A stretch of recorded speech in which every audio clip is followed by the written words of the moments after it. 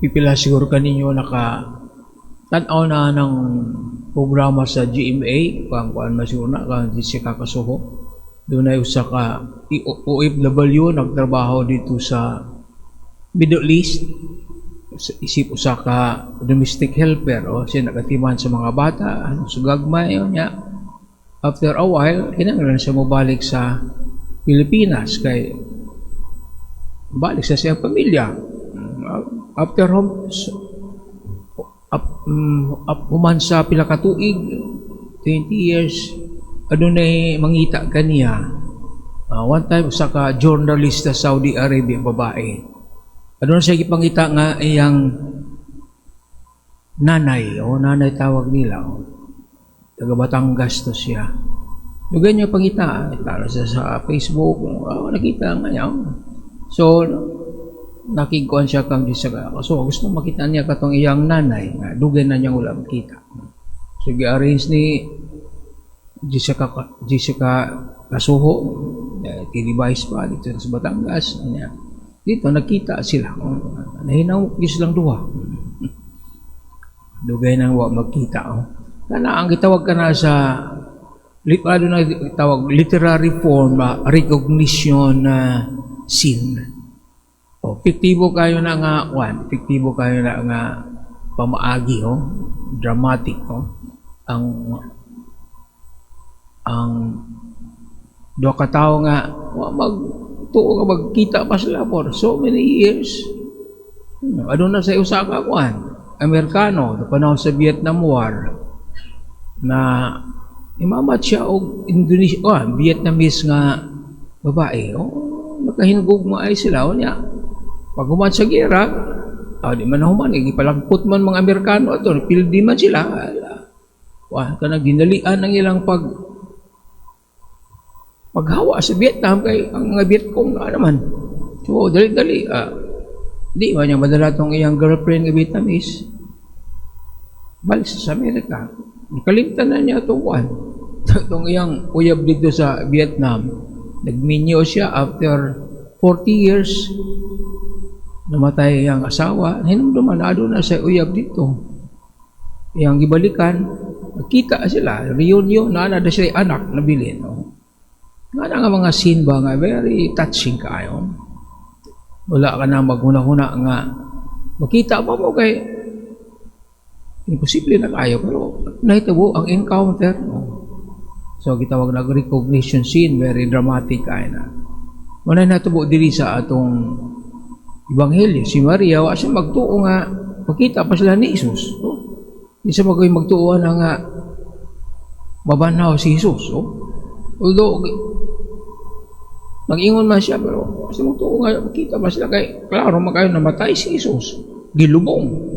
Kita nila sa gilansang sa krus namatay. Ilang gilubong dito sa lubnganan niya. Wa siya mag-expect nga sa tulog adlaw, kita niya ang buhi ang Ginoo. Masa kang gibati ni Maria? Gikan sa kagulanan, grabe nga kalipay.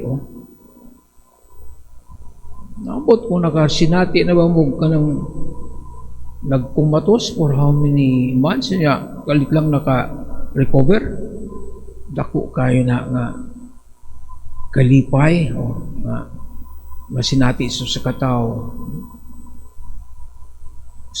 nga wala nimo gidahom nga makita nya, kita mo. So ato lang ma-imagine ang kalipay ni Maria sa diyang nakita niya si Jesus. Muna nga iya siya ang gi-embrace aron pag simba kaniya, so ayaw sa ko hikapa.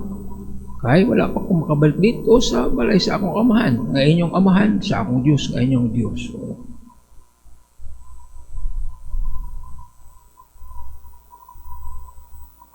Si Maria, wala siya kakailan ni Jesus. Tungkol siguro sa kagulanan, na atubang na si Jesus.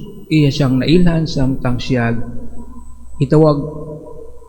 kitawag ang iyang ngalan, Maria, diya malabuka ang iyang mga mata nga. Si Jesus dito iyang kaistorya. Dahil siya nga hardinero to. tungod sa pangalan nagilitok ni Jesus, nakaila si Maria kaniya. Suman ang atong pamalandong ani. And sa atong kinabuhi, sa tawgon ta sa Ginoo. Tawgon ta sa Ginoo. Labi na sa panahon sa atong kagulanan. Ang kuanap ginana is ang iyang tingog, hinay ang tingog. Small voice lang na siya. Kailangan maminaw ta. Kasi malumos na sa atong kagulanan, sa atong problema, di na takadungog sa tingog sa Ginoo. But He is always calling us. Inatunta nga atong ma-recognize siya sa diyang gamay nga tingog, taliwala sa atong mga problema, sa atong mga kasakit. He's always calling us. Tawag siya kanunay. Di niya biyaan. Labi na sa panahon sa kagulanan na siya kanunay. We have to hear. Kinanglan natong maminaw na ng gamay nga tingog nga mo litok sa atong pangalan. Kay gusto niya nga kita mahawas da sa mga kahintang nga atong nahimutangan mo. He is calling our name and we have to recognize that name. Kita wag ta niya. Kanunay. Sa pang propeta, Isaiah, I have called you by your name. Your name is written in my palm. Kita kanunay gitawag sa Ginoo kay ata niya kalimti kay ang iyang atong mga pangalan nasa iyang mga pad. Bisan pagani kung ang inahan makalimot sa iyang anak, I will never forget you. Yun na iyang ipan. Sa kanunay siya magtawag ka nato.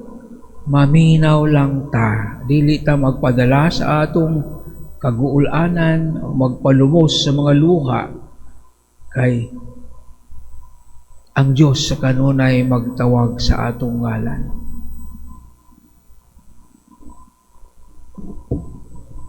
Manindog kita.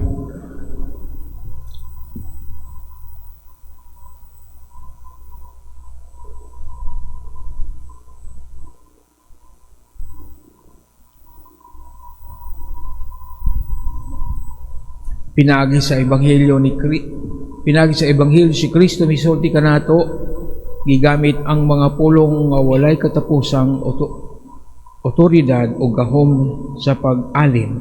Pinagi kaniya masaligon kitang muampo ngadto sa amahan sa pag-ingon. Nabanhaw Ginoo kaluy-i kami. Nabanhaw Ginoo kaluy-i kami.